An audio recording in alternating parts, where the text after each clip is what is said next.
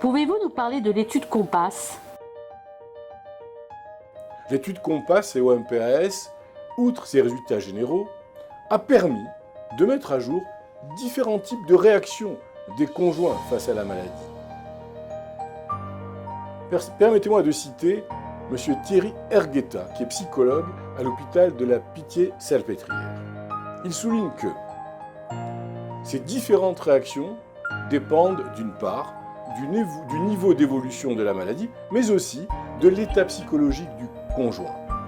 Cette observation devra être prise en compte lors de la mise en place de programmes de prise en charge psychosociale des patients parkinsoniens et de leurs conjoints en adaptant à chaque typologie d'aidant le type d'aide correspondante.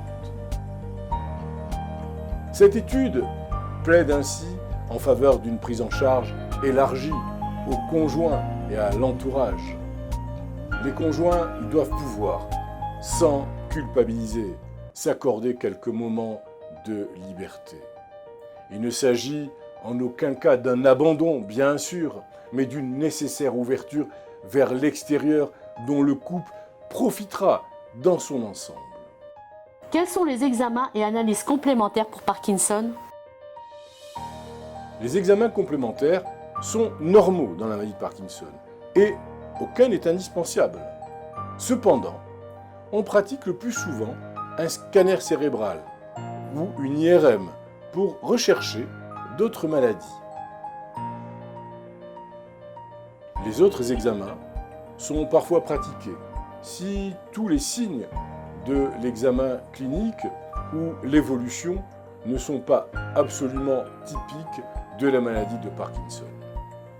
Ainsi, on pourra procéder à une ponction lombaire, un électroencéphalogramme, des examens sanguins. Un électrocardiogramme permet de rechercher des contre-indications à certains traitements anti-parkinsoniens. Le bilan urodynamique est pratiqué s'il existe des troubles urinaires nets afin de préciser le type de ces troubles et d'adapter au mieux le traitement.